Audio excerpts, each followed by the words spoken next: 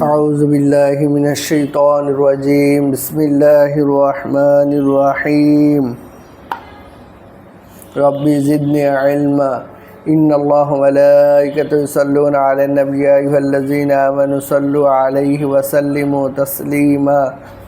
নিশ্চয় আল্লাহ রাব্বুল আলামিনের ফেরেশতা মণ্ডলী হযরত মুহাম্মদ সাল্লাল্লাহু আলাইহি ওয়াসাল্লামের প্রতি দুরূদ শরীফ পাঠ করেন। হে ঈমানদাররা, তোমরা হযরত মুহাম্মদ সাল্লাল্লাহু আলাইহি ওয়াসাল্লামের প্রতি দুরূদ শরীফ পাঠ করো।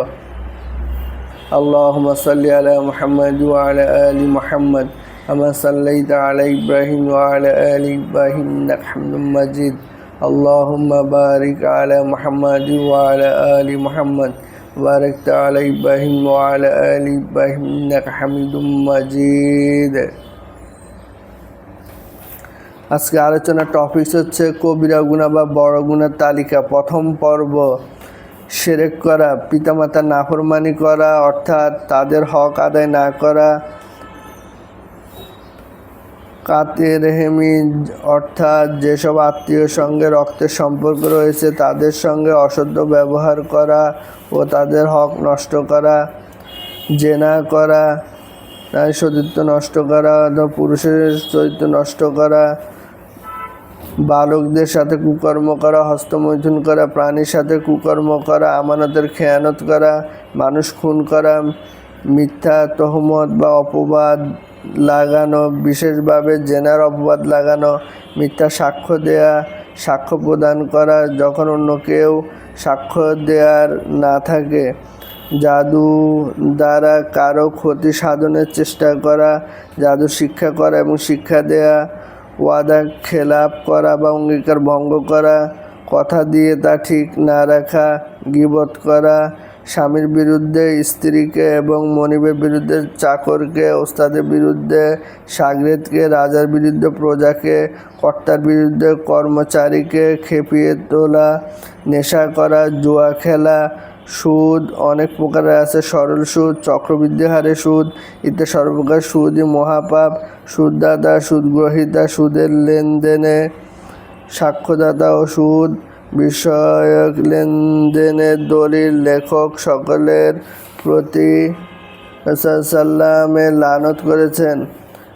রিশওয়াত বা ঘুষ প্রদান ও গ্রহণের কারণে আল্লাহর অভিশাপ অবতীর্ণ, এটা মহাপাপ। তবে জালিমের জুলুমের কারণে নিজের হক আদায় করার জন্য ঠেকায় পড়ে ঘুষ দিলে তা পাপ নয়, কিন্তু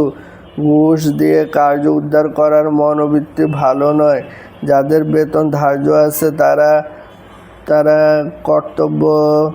কাজ করে দিয়ে অতিরিক্ত যা কিছু নেবে সবই ঘুষ। চাই এটা সিগারেট হোক বা এক কাপ চা বা একটা পানি হোক। অন্যায়ভাবে কারো স্থাবর বা অস্থাবর সম্পত্তি হরণ বা ভোগ দখল করা, অনাথ এতিম নিরাশ্রয় বা বিধবার মাল গ্রাস করা, খোদার গজ জিয়ারতকারী তথা হজ যাত্রীদের প্রতি দুর্ব্যবহার করা, মিথ্যা কসম করা, গালি দেয়া, অশ্লীল কথা বলা, জিহাদের ময়দান থেকে পলায়ন করা, ধোঁকা দেয়া, অহংকার করা, চুরি করা, ডাকাতি ও লুটতরাজ করা, নাচ গান, বাদ্য, সিনেমা ইত্যাদি, স্বামীর নাফরমানি করা, স্বামীর হক আদায় না করা, জায়গা জমির আইন সীমানা